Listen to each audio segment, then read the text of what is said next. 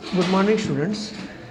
पिछले वीडियो में हम लोगों ने वर्ग 16 के तत्वों के बारे में सारी जानकारियाँ ली। उसमें लास्ट में हम लोगों ने सल्फ्यूरिक एसिड देखा था। अब हम लोग नेक्स्ट टॉपिक में चलते हैं। तो नेक्स्ट है 7.18 वर्ग 17 के तत्व। देखो, वर्ग 17 के तत्वों के बारे में आप लोग बहुत ज़्यादा जानकारी रखते हो कि भाई जिसमें है फ्लोरीन, क्लोरीन, ब्रोमीन, आयोडीन, एस्टेटीन, ठीक है, ये सारे टेनेसाइन ये तत्व संयुक्त रूप से हैलोजन कहलाते हैं।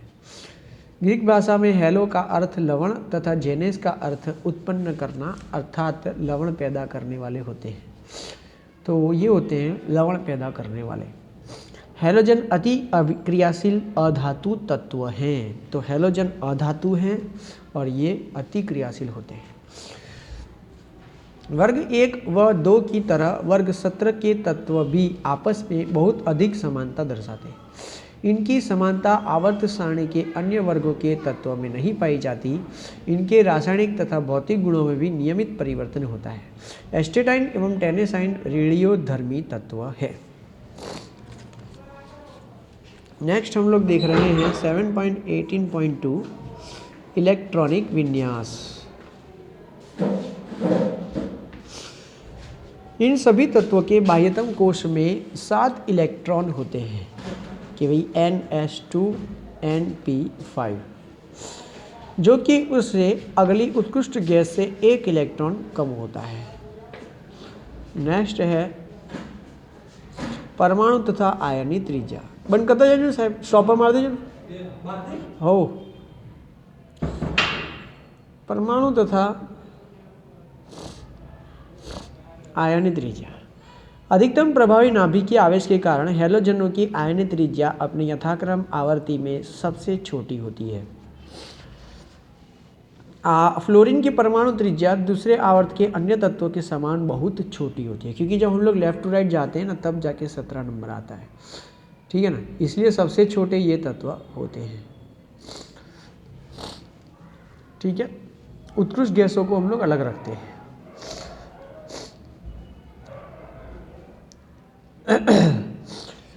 फ्लोरीन की परमाणु त्रिज्या दूसरे आवर्त के अन्य तत्व के समान बहुत छोटी होती है। फ्लोरीन उसमें सबसे छोटा है।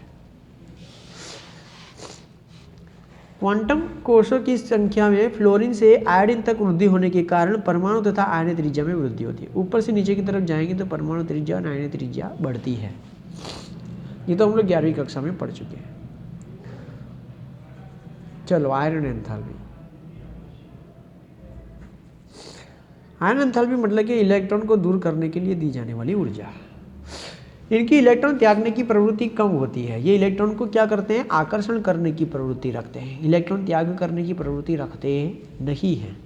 इसलिए इनकी बहुत उच्च आयरन एंथैल्पी होती है। इसलिए ये इलेक्ट्रॉन को सरलता से मुक्त नहीं करते। इसलिए हम लोगों को ज़्यादा ऊर्जा देनी पड़ती है।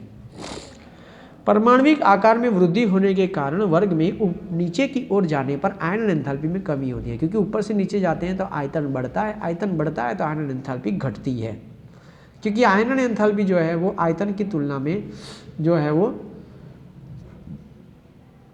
उल्टा संबंध रखती है। आयतन बढ़ेगा, आयरन एंथैल्पी घटेगी। आयतन छोटा होगा, आयरन एंथैल्पी बढ़ेगी। जैसे फ्लोरीन का आयतन छोटा है तो आयरन एंथैल्पी अधिक होती है।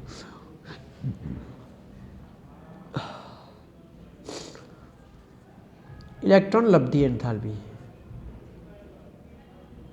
इलेक्ट्रॉन लब्धि एंथैल्पी जो होता है ना, वो या तो अधिक ऋण होता है या तो कम ऋण होता है।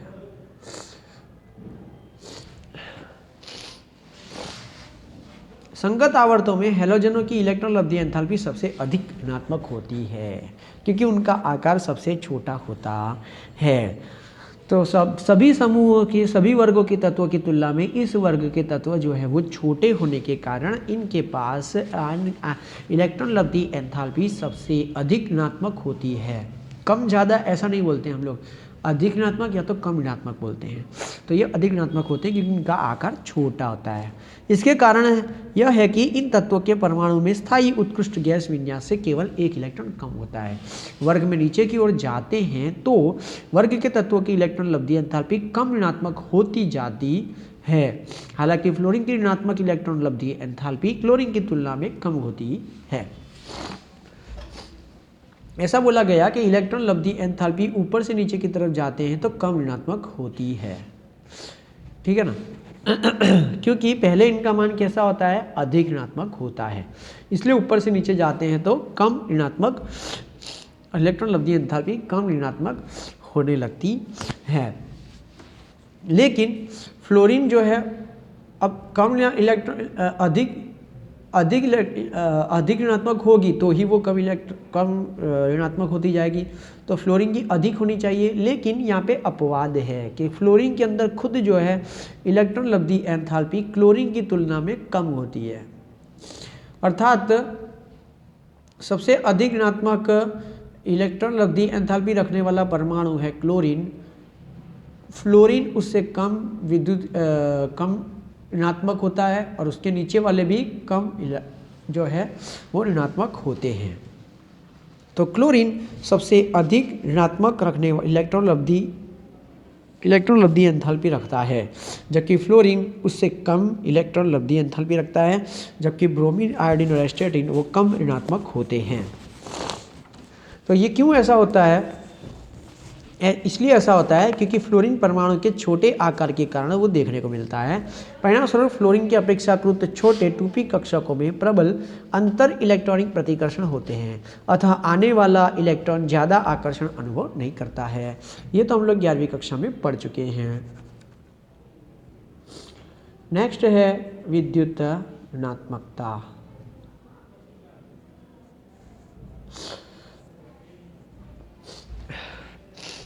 इनकी विद्युत ऋणात्मकता बहुत उच्च होती है। वर्ग में नीचे की ओर विद्युत ऋणात्मकता में कमी होती जाती है, क्योंकि ऊपर से नीचे की तरफ आने पर आयतन बढ़ता है, इसलिए विद्युत ऋणात्मकता में कमी आती है। आवर्त सारणी में फ्लोरीन सबसे अधिक विद्युत ऋणात्मक तत्व है, क्योंकि फ्लोरीन सबसे छोटा तत्व होता है इसलिए।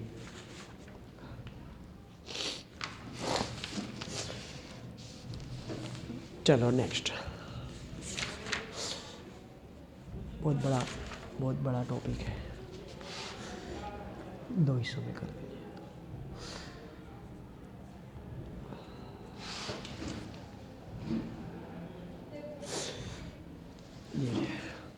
तो नेक्स्ट टॉपिक है 7.18.8। अब हम लोग इन वर्गों के तत्वों के रासायनिक गुण देखते हैं। इसमें पहला रासायनिक गुणधर्म है ऑक्सीकरण अवस्थाएं तथा रासायनिक क्रियाशीलता की प्रवृत्ति। सभी हैलोजन -1 ऑक्सीकरण अवस्था प्रदर्शित करती हैं, तथापि क्लोरीन, ब्रोमीन तथा आयोडीन +1, +3, +7, +7 ऑक्सीकरण अवस्थाएं भी प्रदर्शित करती हैं, जैसा नीचे की स्पष्ट किया गया है। कि भाई उनकी इलेक्ट्रॉनिक विन्यास अगर आप लोगों को आती है तो आप लोग देख सकते हो कि बाह्यतम कक्षा में कैसे वो संयोजकता बना सकते हैं। अगर आप लोग पेज नंबर 206 के ऊपर अगर आप लोग देखोगे तो पहले इलेक्ट्रॉनिक विन्यास जो होता है NH2NP5 होना चाहिए, ठीक है ना, NH2NP5।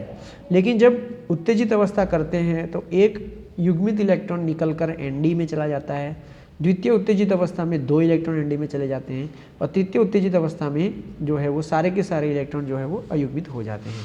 तो पहले अयुग्मित होने की वजह से +1, दूसरे 3 अयुग्मित होने की वजह से +3, द्वितीय उत्तेजित अवस्था में 5 अयुग्मित इलेक्ट्रॉन होने की वजह से +5, और तृतीय उत्तेजित अवस्था में 7 अयुग्मित इलेक्ट्रॉन होने की वजह से +7 ऑक्सीकरण अवस्था देखने को मिलती है। क्लोरीन, ब्रोमीन तथा आयोडीन की उच्च ऑक्सीकरण अवस्थाएं मुख्यतया तब प्राप्त होती हैं जब हैलोजन छोटे तथा उच्च विद्युत ऋणात्मकता वाले फ्लोरीन तथा ऑक्सीजन परमाणु के साथ संयोग करते हैं, जैसे अंतरा हैलोजनों, ऑक्साइडों तथा ऑक्सो अम्लों में +4 व +6 ऑक्सीकरण अवस्थाएं क्लोरीन और तथा ब्रोमीन के ऑक्साइडों तथा ऑक्सो अम्लों में पाई जाती हैं। फ्लोरीन के परमाणुओं के संयोजकता कोष में कोई डी कक्षक नहीं होती, अतः यह अपने अष्टक का प्रसार नहीं कर सकता। सबसे अधिक विद्युत ऋणात्मकता होने के कारण यह केवल -1 ऑक्सीकरण अवस्था प्रदर्शित करता है।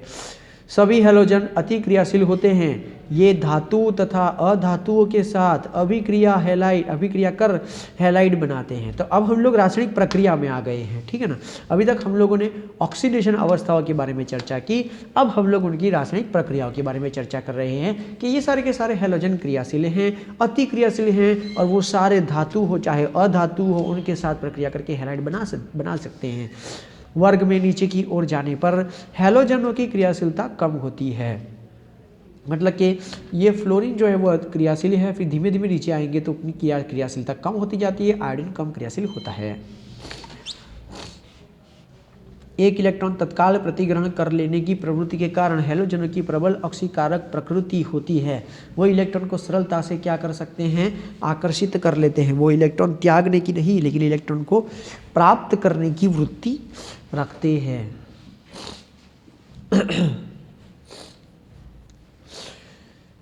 इलेक्ट्रॉन प्राप्त करके जो है खुद जो है वो रिडक्शन हो जाता है, खुद इलेक्ट्रॉन प्राप्त करने की वृत्ति रखते हैं, खुद का रिडक्शन करते हैं, त्वरित रिडक्शन करते हैं, लेकिन सामने वाले का त्वरित ऑक्सीडेशन करते हैं। इसलिए ये सारे तत्व सबसे सारे प्रबल ऑक्सीकारक हैं, उसमें भी F2 प्रबलतम ऑक्सीकारक हैलोजन है, और यह दूसरे हैलाइड आयनों को विलयन में या यहाँ तक कि ठोस अवस्था में भी ऑक्सीकृत कर देती है। सामान्यतः एक हैलोजन उच्च परमाणु क्रमांक के हैलाइड आयनों को ऑक्सीकृत कर देता है। वर्ग में नीचे की ओर जाने पर हैलोजनों के जलीय विलयन में घटती हुई ऑक्सीकारक प्रवृत्ति की पुष्टि उनके मानक इलेक्ट्रॉन विभव से होती है। सारणी में नीचे दर्शाए गए प्राचलों पर निर्भर करते हैं। 7.8 जो हमारे पास है, टेबल नंबर 7.8 आप लोग देख सकते हो, ठीक है ना। उनके वहाँ पर जो है सारे मूल्य दिए गए हैं। हैलोजनों की तुलनात्मक ऑक्सीकारक, तो यहाँ पर देखा गया है कि भाई जलीय विलयन में घटती हुई ऑक्सीकारक प्रवृत्ति की पुष्टि मानक इलेक्ट्रॉन विभव से होती है। मानक इलेक्ट्रॉन विभव यहाँ पर दिए गए हैं कि जब हम लोग फ्लोरीन से एस्टेटिक की तरफ जाते हैं तो मानक विभव मूल्य जो है वो कम होते जाते हैं। मानक इलेक्ट्रॉन विभव कम होने से उनकी ऑक्सीकरण की प्रवृत्ति भी घटती जाती है।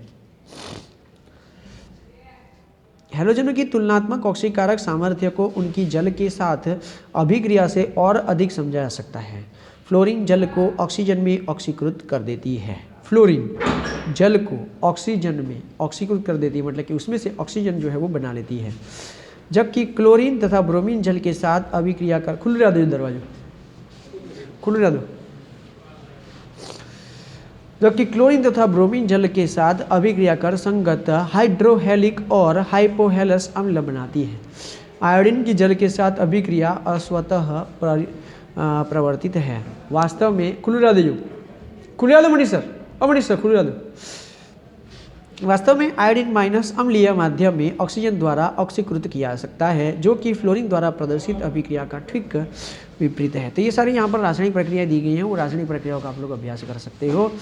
अब हम लोग देख रहे हैं कि भाई जो इन सभी तत्वों में पहला तत्व है फ्लोरीन, उसका असामान्य व्यवहार।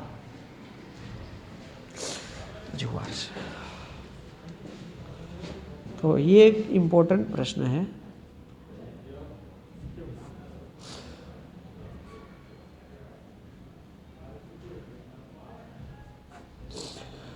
कि भाई इन सभी तत्वों के अंदर फ्लोरीन पहला तत्व है, इसलिए वो बाकी तत्वों से अलग व्यवहार दर्शाता है। क्यों है, क्या कारण है, देखते हैं।